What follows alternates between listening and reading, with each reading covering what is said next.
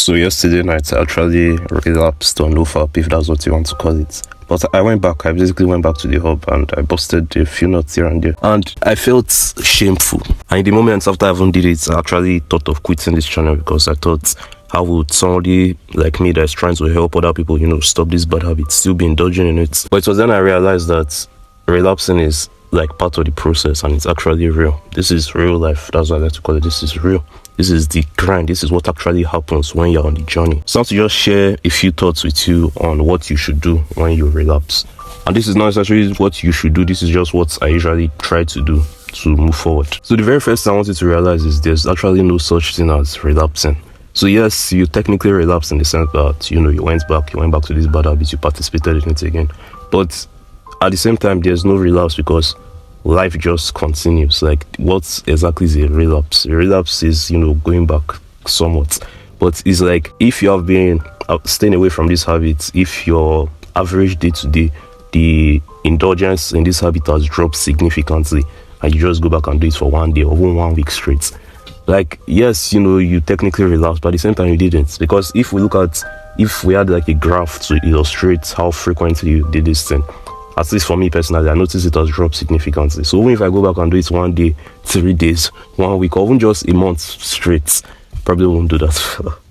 But even if I did it, like, my average day to day is still significantly less than it used to be before. So there's no such thing as a relapse. Another thing that used to prompt this idea of relapse is counting the days, because you feel like, I've abstained from this thing for 5 days, I've abstained from this thing from 10 days, for 20 days, 30 days, and the 32nd day, I went back, I relapsed. So you will now feel all the progress you made for those 30 days is in vain.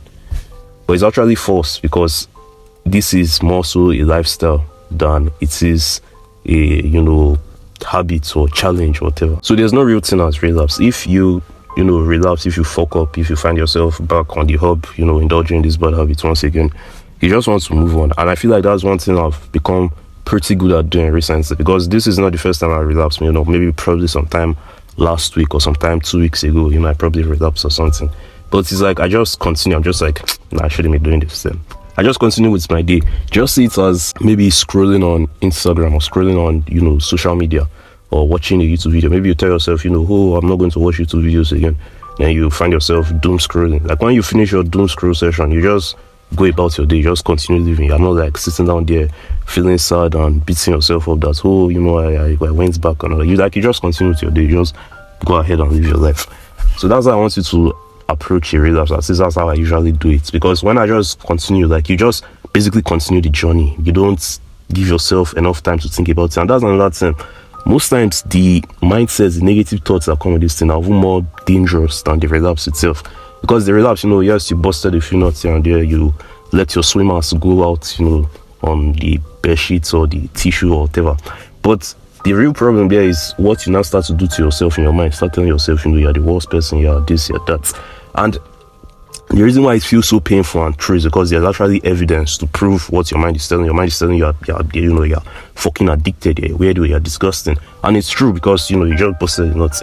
But if we actually zoom out from the bigger picture, yes, you did in that very moment, but hopefully your average day-to-day use has been reducing. So the main thing I want you to focus on is not even the relapse. Just see a relapse as just nothing, just continue. And it's something I used to find interesting, because me personally, I had a very bad relationship with porn in the past. So porn is like this big thing for me, oh my god, porn.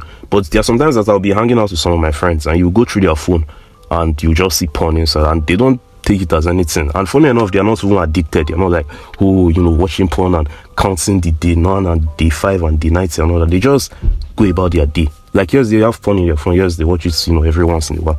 But when they do watch and when they do fap or bust or whatever, they just continue with life. They just keep doing what they are doing.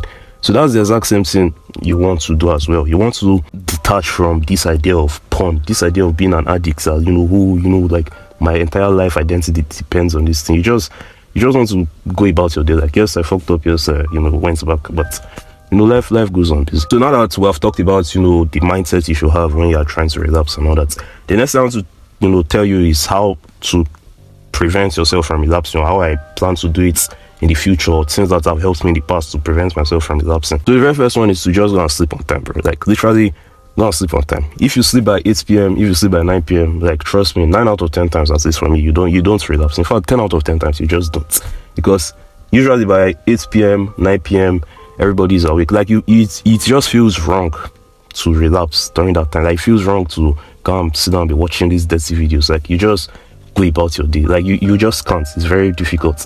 And there's this thing like Somozi said that I watched one of his videos, and if I find the clip, I'll play it. But basically, like a lot of problems, a lot of addictions, a lot of things can be easily avoided and solved by just going to sleep by 9 and waking up by 5. Like literally, by just going to bed 9 p.m., you avoid a lot of things, because usually many of the bad habits, many of the addictions and stuff, they happen late at night.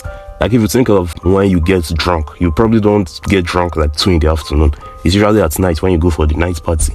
Or if you think about when, maybe you had casual sex and with some random girl and you got HIV from there or some STDs, it probably happened at night. It probably wasn't like 1 in the afternoon and you just saw this random girl and both of you started to fuck. Like it's most likely it's when you went for like a night party. It was midnight, it was 1 a.m., it was 2 a.m. That's usually when these bad habits happen. And same thing with porn. Usually, 2 in the afternoon, 3 in the afternoon, 6 in the evening, you're not, by yourself relapsing. It's usually when it's like 10, 11, 12 midnight, 1 a.m., 2 a.m. Those times when everybody's asleep and it's in the middle of the night. That's when that thing is like the strongest.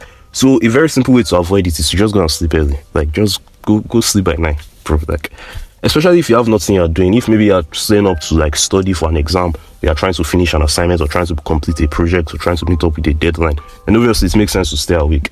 But if you have nothing doing, like just go and sleep by 9, because usually if you stay to 10, 11, 12, that's when this urge will be the strongest, and many times you end up falling short to them. And speaking of working on projects or assignments and deadlines, that's another thing you can also do to prevent relapse, is to just keep yourself busy. Because when you have stuff you're doing, many times you won't really have the time to relapse, if that makes sense. I remember earlier this year, 2024, depending on whenever you're watching this, I went for IT. So in our school, in your 3rd year of uni, like you have to go to a company. The 2nd semester, you have to go to a company and work there for certain amounts of months. So I went to this company, this random company, and I was helping them work. And I used to work very hard I'll go like 8 in the morning and come back like 5, 6, 7 p.m. at night. So I'm always very tired. And when I was busy like that, and usually after that, I would now record a few videos again before I go to bed. So when I was busy like that, I didn't really have time to relapse. I was occupied. So there was no time, there was no opportunity, there was no space to relapse. So also doing that could help you. But at the end of the day, the mainest thing that is going to stop you from relapsing is you. Like, you just have to realize that many times these urges, they don't go away. And the reason why I say this is because I thought these urges have gone. I was at the other end, I was addicted as fuck. And all of a sudden for like 3-4 months or something like that, 2-3 months, 4 months, I just stopped. Like imagine being so addicted, you just can't stay away from this thing. So all of a sudden, not even thinking about it at all. So I thought, I'd solve the problem. But all of a sudden, recently, a few weeks ago, these urges, they started to come back. So I found myself back on the hub, found myself busting out here and there. And I realized that even though it's a lot better, even though I feel like a lot more in control and I still don't feel addicted to this, even though I did indulge in it, at the end of the day, the real way to stay away from it is to just abstain. Like the way David Goggins said it in, one podcast he did with Andrew Huberman, is you just have to show up every day. That voice telling you to go and, beat your meat, that voice telling you to be the lower version of yourself, that voice is always going to be there. That voice is always going to be very persuasive. It's also always going to be loud. But you have to always say no every single day. And that voice doesn't really go away. Like sometimes it gets louder, sometimes it gets a lot more quieter. But most times, for most people, at least for me, that voice is always in the background. That voice is always like procrastinate. That voice like, you haven't relapsed for like, 4 days now. So just go back, just taste the porn a little bit. So you have been very consistent in your workout routine, so just skip today. You have been disciplined. You have been working like 6 hours a day for the last 2 weeks. So just take 4 days off. Like that kind of voice is always going to be there.